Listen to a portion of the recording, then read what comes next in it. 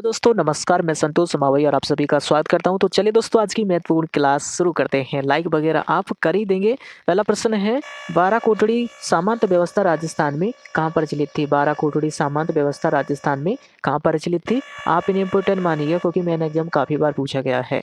बिल्कुल right answer C हो जाएगा, जयपुर में भैया। जयपुर में महाराजा पृथ्वी सिंह के समय। Very good. चलिए अगला है, निम्नलिखित में से कौन सा गीत महिलाओं द्वारा जन्मोत्सव के समय गाया जाता है? इनमें से कौन सा गीत है जो महिलाओं द्वारा जन्मोत्सव के समय गाया जाता है? आप चयन कीजिएगा, आप इन्हें इंपोर्टेंट मानिएगा। वेरी गुड, काफ़ी महत्वपूर्ण है, बहुत बढ़िया। राइट आंसर ए हो जाएगा, घुघरी। भैया घुघरी नृत्य है, बच्चों के जन्मोत्सव पर ये गाया जाता है। Very good. अगला है, निम्नलिखित में से मारवाड़ी बोली की उपबोलियां है। इनमें से आपको चयन करना है। मारवाड़ी की उपबोलियां है। देखिए कई बार ऑप्शन में एक भी दे देता है और कई बार अधिक भी दे देता है, तो आपको यहाँ पर सही बताना है। मारवाड़ी बोली की उपबोली कौन सी, चयन कीजिएगा और यहाँ पर बताइएगा। Very good. मेवाड़ी, ये भी क्या है? मारवाड़ी की उपबोली है। बागड़ी, ये भी क्या है? मारवाड़ी की उपबोली है। और खेराड़ी, ये भी मारवाड़ी की उपबोली है। तो अपना राइट आंसर ए 1 2 4 होगा। तो यहाँ पर अपना 1 2 4 सी होगा। वेरी गुड, आपको ये याद रखना है। चलिए अगला है, राजरूपक के रचयिता है। जी हाँ, राजरूपक के रचयिता कौन है? राइट आंसर डी हो जाएगा, वीरभान रत्नू। चलिए अगला है, परवन नदी बारा के किनारे कौन सा दुर्ग स्थित है? परवन नदी के किनारे कौन सा दुर्ग स्थित है? वेरी गुड, काफी बार एग्जाम में पूछा गया है। राइट आंसर ए हो जाएगा, शेरगढ़ दुर्ग। आपको याद रखना है, बहुत बढ़िया। चलिए अगला है, हवा महल की चौथी मंजिल का क्या नाम है? हवा, वेरी गुड, आप इन्हें इंपोर्टेंट मानिए क्योंकि काफी बार पूछा गया है। हवा महल की चौथी मंजिल का क्या नाम है? वेरी गुड, बहुत बढ़िया। राइट आंसर भी हो जाएगा, प्रकाश मंदिर। आपको याद रखना है। चलिए अगला है, रणकपुर जैन मंदिर के संदर्भ में असत कथन है, वो कौन सा है? यह मथाई नदी के किनारे स्थित है, ये भी बिल्कुल राइट है। इस मंदिर को स्तंभों का वन भी कहा जाता है, ये भी बिल्कुल राइट है। इसका वास्तुकार ब्राह्मण देवपाग था, ये भी क्या है? बिल्कुल राइट है, बिल्कुल करेक्ट। अपना राइट आंसर डी हो जाएगा। इस मंदिर का निर्माण 1444 ईस्वी में राणा कुंभा ने कराया था। ये क्या है? असत कथन है। वेरी गुड, आपको ये याद रखना है। चलिए नेक्स्ट की ओर बढ़ते हैं। अगला है, शिल्पकार हाथी और लालू द्वारा किस हवेली का निर्माण किया गया था? जी हाँ, ध्यान रखिएगा, हाथी और लालू द्वारा किस हवेली का निर्माण किया गया है? पटो की हवेली, या सलीम सिंह की हवेली, नतमल की हवेली, या टिबड़े वाला की हवेली? बताइएगा। जी हाँ, हाथी और लालू द्वारा किस हवेली का निर्माण किया गया? राइट आंसर सी हो जाएगा, नथमल की हवेली। ये भैया कहाँ है? जैसलमेर में। अगला है, निम्नलिखित में से असुमित युग को छांटिए, स्थल और स्थान। जी हाँ, इसमें आपको क्या असुमित युग छांटना है। Very good, right answer A हो जाएगा, नवलखा की बावड़ी। बूंदी में नहीं है दोस्तों, ये कहाँ पर है? डूंगरपुर में है। ये क्या है? असत कथन है। Very good, right answer A होगा। अगला है, 84 खंभों की छतरी के संदर्भ में असत कथन है। जी हाँ, बताइएगा। असत कथन 84 खंभों की छतरी के बारे में पहला कथन है, इसका निर्माण अनिरुद्ध सिंह ने कराया था। और दूसरा कथन है, यह छतरी 2 मंजिला है। अब इनमें से आपको बताना है 84 खंभों की छतरी में असत कथन कौन सा होगा? जी हाँ, इन दोनों में से बताइएगा।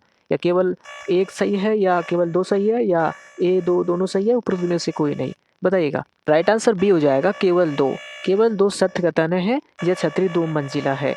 जी हाँ, बिल्कुल, आपको याद रखना है, बहुत बढ़िया। अगला है, मीराबाई का बचपन का क्या नाम था? जी हाँ, मीराबाई का बचपन का क्या नाम था, आपको बताना है। राइट आंसर ए हो जाएगा, पेमल।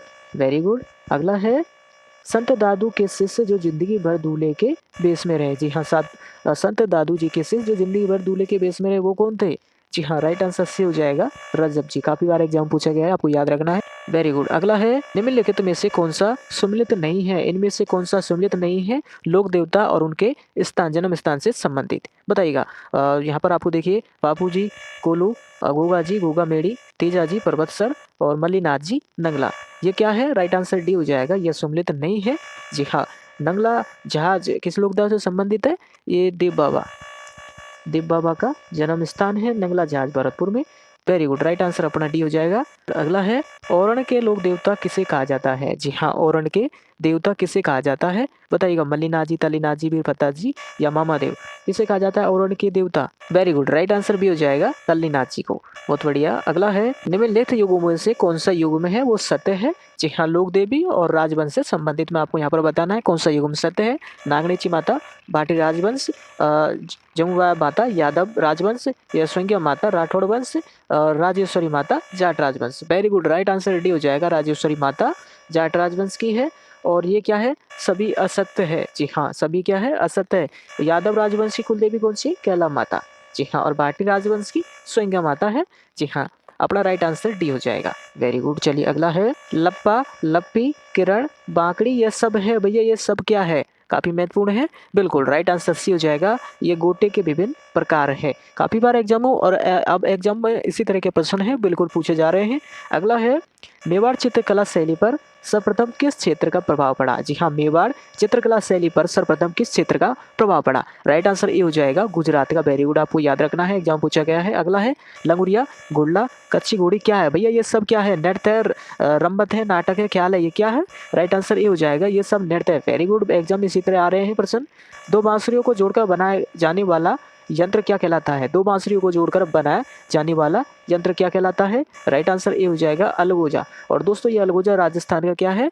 वाद्य यंत्र है। Very good. अगला है, पैर के अंगूठों का आभूषण क्या कहलाता है? पैर के अंगूठे का आभूषण कहलाता है, क्या कहलाता है? राइट आंसर सी हो जाएगा, गौर। Very good. अगला है, राजस्थान में सर्वाधिक मेले आयोजित होते हैं भैया, राजस्थान में सर्वाधिक मेले कहाँ पर आयोजित होते हैं? Very good, right answer B हो जाएगा, डूंगरपुर में सर्वाधिक मेले आयोजित होते हैं। वेरी गुड, आपको याद रखना है, एग्जाम काफी बार पूछा गया। देवपाड़ा से तात्पर्य है भैया, देवपाड़ा क्या है, इसका क्या तात्पर्य है? दोस्तों, इसका आंसर आपको कमेंट बॉक्स में देना है, क्योंकि हमने पिछली क्लास में ये प्रश्न पूछा था, तो आपको इसका आंसर है कमेंट बॉक्स में देना है। चलिए अगला है, जैन कीर्ति स्तंभ प्रशस्ति किसे समर्पित है भैया? किसे समर्पित है? तो राइट आंसर सी हो जाएगा, आदिनाथ को समर्पित है। काफी बार एग्जामों में पूछा गया है। अगला है, गुप्तकालीन स्वर्ण मुद्राओं का विशाल ढेर कहाँ से प्राप्त हुआ है? काफी बार एग्जाम पूछा गया। राइट आंसर ये हो जाएगा, बयाना भरतपुर से प्राप्त हुआ भैया, आपको याद रखना है। अगला है, डॉक्टर दयाराम साहनी ने सर्वप्रथम बैराट के किस स्थान को उत्खनन के लिए चिन्हित किया था? काफी महत्वपूर्ण मानिएगा दोस्तों। बिल्कुल, बहुत बढ़िया, राइट आंसर ये हो जाएगा, बीजक डूंगरी। बीजक डूंगरी। और दोस्तों, एग्जाम में इस तरह पूछा जाता है, बीजक डूंगरी जो कि भीम डूंगरी, गणेश डूंगरी, ये किससे संबंधित है, यानी कौन सी सभ्यता से संबंधित है, ये एग्जाम पूछा जाता है। तो ये आपको याद रखना है, बैराट, बैराट सभ्यता से संबंधित है। Very good. अगला है, किस प्रत्यार शासक को इंद्र के दंभ का नाशक कहा गया है? जी हाँ, किसे कहा गया है? काफी महत्वपूर्ण मानिएगा। Very good, very good, right answer C हो जाएगा, नागवट प्रथम को। बहुत बढ़िया। अगला है, भूताला के युद्ध में जयद्रथ सिंह गोहिल ने निम्नलिखित में से किस सुल्तान को पराजित किया था? Very good, right answer D हो जाएगा, इल्तुतमिश को आपको याद रखना है। चलिए अगला है, प्रताप को हराने के लिए अंतिम प्रयत्न के रूप में अकबर ने किसे भेजा है? आप इन्हें इंपोर्टेंट मानिए, क्योंकि काफी बार एग्जाम में पूछा गया है। प्रताप को हराने के लिए अंतिम प्रयत्न के रूप में अकबर ने किसे भेजा है? Very good, right answer A हो जाएगा, जी हाँ, जगन्नाथ कछुआ को भेजा है। वेरी गुड, आपको याद रखना है। अगला है, हमीर देव चौहान के दरबार का प्रमुख कवि कौन था? प्रमुख कवि कौन था? काफी महत्वपूर्ण है। Very good, very good, right answer C हो जाएगा, बीजादित्य। जी हाँ, आपको याद रखना है। अगला है, राजपूताना का प्रथम शासक कौन था जिसने मुगलों की अधीनता स्वीकार की थी? राइट आंसर डी हो जाएगा, बहरमल। Very good. अगला है, बिथोड़ा नामक स्थान संबंधित है। जी हाँ, आपको ध्यान रखना, आप इंपोर्टेंट मानिएगा, क्योंकि एग्जाम में अब इसी तरह पूछा, बहुत ज़्यादा प्रश्न इसी तरह आते हैं। जी हाँ, आपको ऑप्शन दे देता है और किससे संबंधित है, किससे नहीं है। जी हाँ, बिथोड़ा नामक स्थान संबंधित है भैया, किससे है, किससे संबंधित है? राइट आंसर भी हो जाएगा, 1857 के स्वतंत्रता संग्राम से ये संबंधित है। Very good. अगला है, किसकी अध्यक्षता में शेखावाटी किसान आंदोलन में 10,000 से अधिक जाट महिलाओं ने कटराथल में 25 अप्रैल 1934 को भाग लिया था? जी हाँ, बताइए किसकी अध्यक्षता में? वेरी गुड, बहुत बढ़िया, राइट आंसर सी हो जाएगा, किशोरी देवी की अध्यक्षता में। काफी बार एग्जाम पूछा गया। अगला है, जमनालाल बजाज ने चरखा संघ की स्थापना कहाँ की है भैया? कहाँ की है? काफी महत्वपूर्ण मानिएगा, शिखर जूनियर जयपुर। कहाँ की है? राइट आंसर डी हो जाएगा, जी हाँ, जयपुर। बहुत बढ़िया। अगला है, राजस्थान राज्य पथ परिवहन निगम की स्थापना किस वर्ष हुई? जी हाँ, राजस्थान राज्य पथ परिवहन निगम की स्थापना किस वर्ष हुई? काफी महत्वपूर्ण मानिएगा। राइट आंसर ए हो जाएगा, 1 अक्टूबर 1964 में। Very good. अगला है राजस्थान में भैंस अनुसंधान एवं प्रजनन केंद्र कहाँ स्थित है? काफ़ी महत्वपूर्ण मानिएगा। अब आपको यहाँ पर जिला नहीं दिया है, स्थान दिया है और आपको जिला भी याद रखना है। कई बार जिला भी एग्जामिनर आपसे जिला भी पूछता है और स्थान भी। बताइएगा। Very good, right answer D हो जाएगा, वल्लभ नगर। भैया ये कहाँ है? उदयपुर में। उदयपुर आपको याद रखना है और ये स्थान भी आपको याद रखना है। चलिए अगला है कंदरा सुधार कार्यक्रम राजस्थान के किन जिलों के युगम से संबंधित है? जी हाँ, कंदरा सुधार कार्यक्रम राजस्थान के किन जिलों के युगम से संबंधित है? Very good, right answer, very good, ये हो जाएगा कोटा, बूंदी, सवाईमाधोपुर और करौली से संबंधित है। बहुत बढ़िया। अगला है राजस्थान में सर्वाधिक लिंगानुपात किस जिले में है? राजस्थान में सर्वाधिक लिंगानुपात किस जिले में है? भरतपुर, डूंगरपुर, बांसवाड़ा, प्रतापगढ़, कहाँ है बताइएगा। वेरी गुड, राइट आंसर भी हो जाएगा डूंगरपुर में। बहुत बढ़िया। अगला है निम्नलिखित युगों में से सुमेलित युगम बताइए। राजस्थान खनिजों की दृष्टि से स्थान। जी हाँ, बताइएगा। वेरी गुड, राइट आंसर ये हो जाएगा खनिज विविधता में क्या है? प्रथम पहला है। बहुत बढ़िया। अगला है हेमाबास बांध कौन से जिले में स्थित है? हेमाबास बांध, वेरी गुड, बहुत बढ़िया, काफ़ी महत्वपूर्ण है। राइट आंसर भी हो जाएगा पाली में, पाली जिले में है। Very good. अगला है प्रथम राष्ट्रीय वन नीति की घोषणा कब की गई? जी हाँ, प्रथम राष्ट्रीय वन नीति की घोषणा कब की गई? काफ़ी महत्वपूर्ण मानिएगा। Very good, very good, right answer D हो जाएगा वर्ष 1952 में। बहुत बढ़िया। अगला है राज्य का पहला राष्ट्रीय उद्यान कौन सा है? जी हाँ, राजस्थान का पहला राष्ट्रीय उद्यान है, वो कौन सा है? Very good, right answer A हो जाएगा रणथंभौर। बहुत बढ़िया। अगला है बीकानेर में प्रवाहित होने वाली नदी कौन सी है? बीकानेर में प्रभावित होने वाली नदी कौन सी है? जी हाँ, बताइएगा। राइट आंसर डी हो जाएगा, उपयुक्त में से कोई नहीं है। Very good.